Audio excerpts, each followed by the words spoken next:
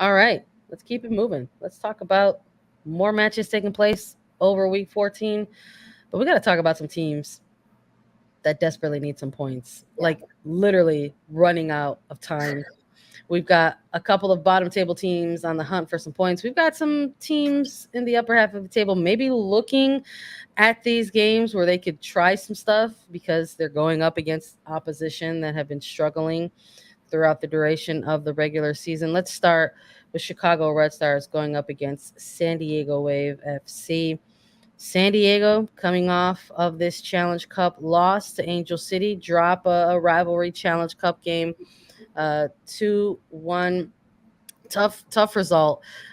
Casey Stoney post game talking a little bit about the poor start for the team in the first half. Obviously, the Wave were a little bit more responsive in that second half against Yeah. Angel City, but really taking on the responsibility as a head coach to have had to prepare the team better and saying, maybe I didn't do that for this team as we saw in the first half.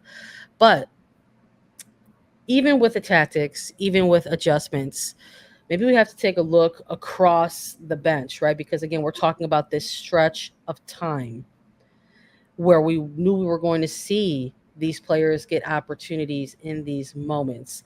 And that Challenge Cup game for San Diego, probably really that first test, right? That first example of how they might have to rotate or bring in players into games and manage these minutes throughout this next handful of games, whether it's between Challenge Cup and the regular season. The defensive shape looked like they had some problems, Lisa, in that Yeah. Challenge Cup game. Yeah. I think that this loss in the midweek for San Diego, um, I'm not trying to like diss on Angel City, and we'll talk about them when we get to their game preview, but it was San Diego looked worse than Angel City looked great. I mean, it made San Diego struggled defensively, which Yeah. really helped Angel City look as good as they did. And I'm going to talk about Angel City and all the wonderful things they did in this match, but defensively, there was a lack of organization for Casey Stoney's side in this midweek game against their rivals. There wasn't a lot of structure. There wasn't a lot of cohesiveness between the back three as they played the back four, including the goalkeeper. It was a bit of a struggle for this team. And Angel City kind of walked right through them, especially the first 15 minutes.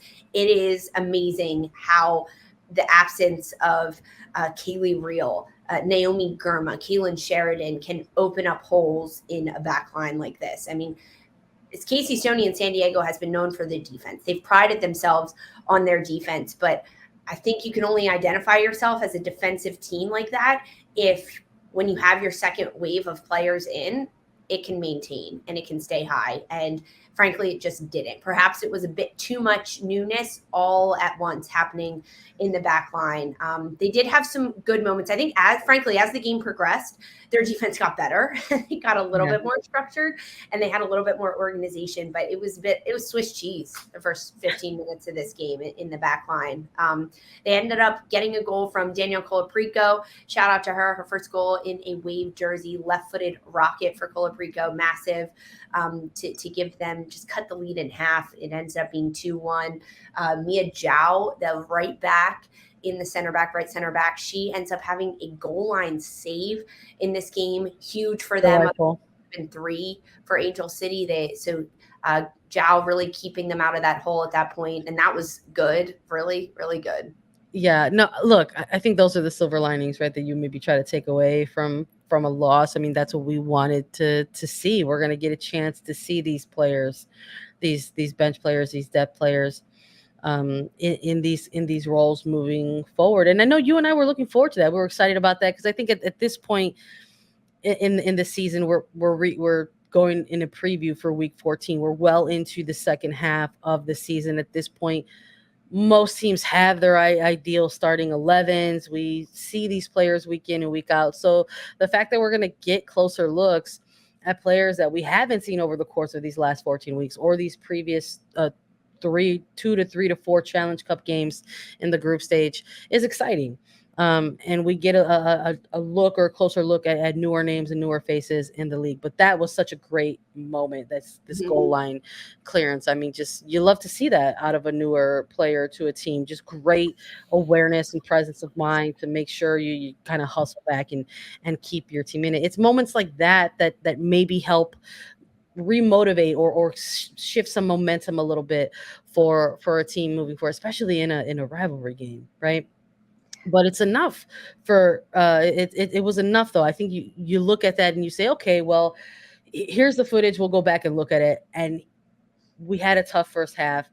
And really we had just a couple of errors, but it's those couple of errors that end up costing you the game because of just getting exposed and getting these early goals for if you're Angel City. So I'm curious, Lisa, what you think the turnaround or the bounce back might be for the Wave, because now they have to go on the road. So they're going from San Diego to Chicago.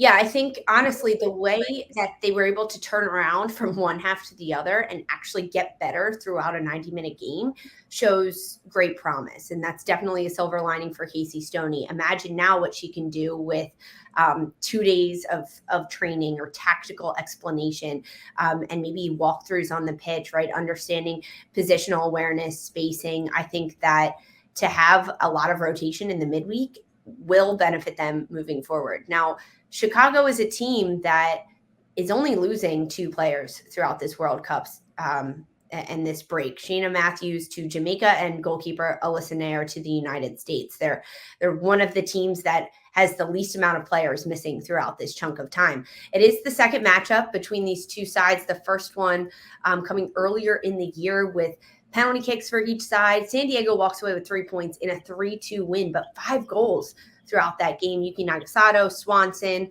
Amir Ali, Jaden Shaw, Alex Morgan picking up goals at that point.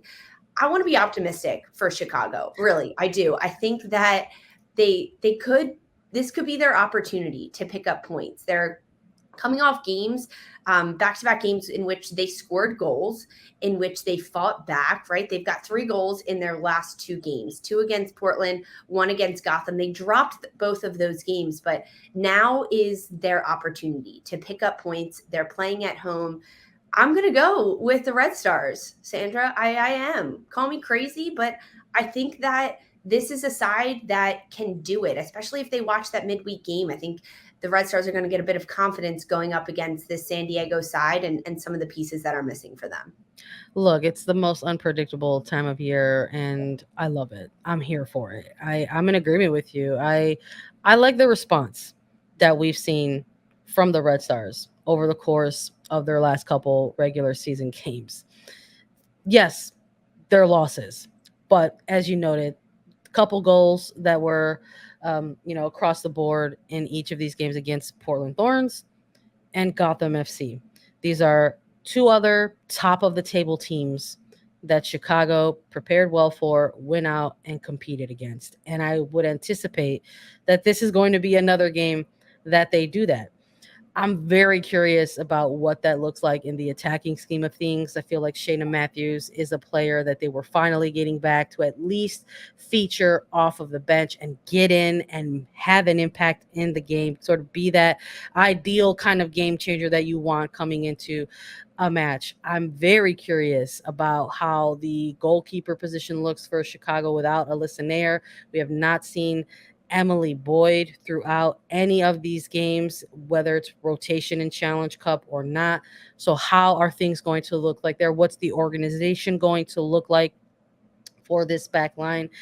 Maybe it's going to be fine because, as you mentioned, there's not a lot of World Cup representation for the Chicago Red Stars team, and they are, in fact, going to still have Tierna Davidson, Casey Kruger. They've welcomed back Kayla Sharples, and we could see how her addition back into these lineups has impacted and affected the Chicago Red Stars as well. There's some bright points here. And I'm also looking at a player like Bianca St. George. I mean, this is someone that we thought would compete for a spot on Canada's roster and is not going to be with them in the World Cup. So I'm looking for a continued response. Benefit her. I think it's going to benefit her a little bit. She'll be pissed off. I'm with you. I'm looking for that continued response from Chicago. You have you have your answer. You know how the remainder of your summer and the year is going to look moving forward. You are going to have responsibilities to club. So how is that going to look moving forward to Chicago? And there's something to be said about bottom table teams going up against playoff contending teams. That's part of what makes the NWSL so special. You have teams that want to play up and against these competitive teams. So I'm with you. I don't have this all the way as a win for Chicago, but I do think it's going to be enough for a result. I've got this one as my draw. Oh, I like that. I like that pick. That's a good shout for sure. I think I think there's going to be some defensive schemes, some organized things going on here that we see in large stretches of the game. I think San Diego's going to be motivated by that. They're going to want to have a better defensive performance, and Chicago is known to be at times when they lock it in can be an organized team. So I think this might be a little bit of that going on here. Do you think goals? Are we going to get like a 1-1, or are you thinking scoreless? Wouldn't that be funny if it's scoreless? But no, I think we might get a goal. I think we're going to get a 1-1 in this one. Okay, I like that. So I'm going to go with Chicago. You're going draw. So we both have the Red Stars picking up points, though, which they desperately need at this point. They really do. They have no room for error. I think if they lose this one, they are one step closer to being eliminated quite early. They're bottom of the table. They're 3 straight losses. They are struggling. Only 10 points. 10 points in 30 matches. Ooh, they need this one. We'll see. Maybe they'll be motivated by that. Let's take another pick for Portland Thorns and Kansas City Current. Kansas City, a team that's no stranger to those second half runs. We've seen them put together some successful half seasons and ride the momentum, but they're on the road this week against Portland Thorns, who are coming off of that narrow loss against OO Reign in the Challenge Cup. Who do you got in this one and why, Lisa? This is a rematch of the 2022 NWSL Championship Final. It is a rematch of the 2022 NWSL Final between Portland and Kansas City. Second time they're playing this year. The first one was rough for Casey. 4-1 to the Thorns in early April. So this was like start of the season. That's how they do it with the rivalry games and the rematches, and you like to see it. This is tough, right? Kansas City has only losing 2 players throughout this stretch of time. I mentioned Chicago being one of those teams that's only losing 2 players, Orlando as well, and Kansas City is the third. Desiree Scott, midfielder to Canada, and then, of course, Debinha, the Brazilian international. So it definitely some holes in the midfield, but AD France is not going anywhere. Cassie Miller is not going anywhere. So they have a little bit of structure defensively for Kansas City. It's going to be tough for this Kansas City side because they've been struggling. They are coming off of a win, but before that, back-to-back losses. And now as they go up against a Portland Thorns side that in this matchup it's going to be a little bit rough. I really think it's going to be rough for both sides. Portland's hosting. I was super impressed in the midweek with Olivia Moultrie, what she was able to do on the ball defensively. Reina Reyes has stepped up tremendously in this back line.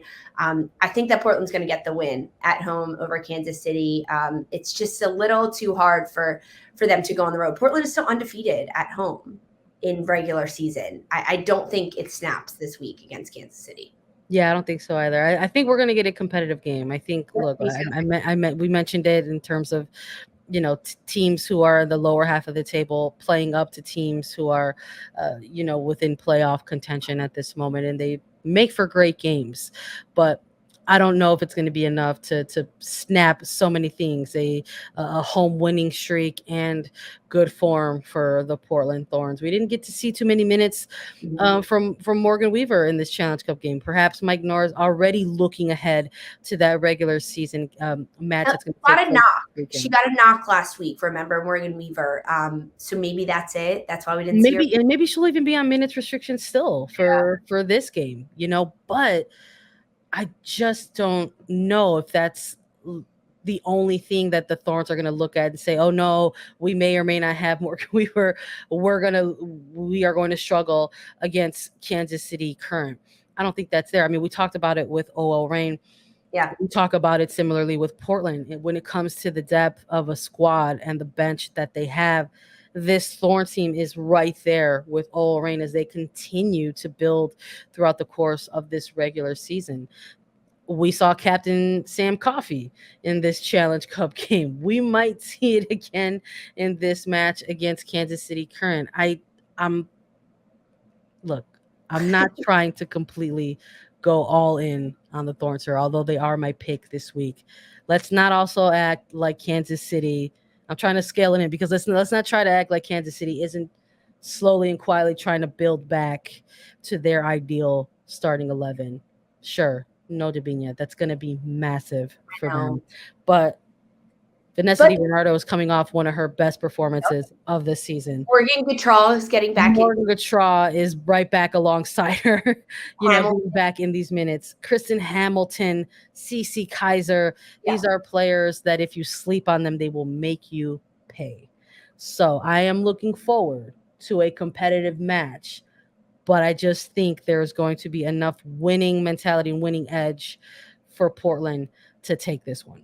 Yeah, I like it. So we're both going to go with Thorns in this match. I agree. I think it's going to be competitive. It'll be a good one. This is going to be one of the top ones to watch because KC needs points, bottom of the table. Portland's number one. And when you go up against the number one team, you always bring a little something. Yeah, a little extra.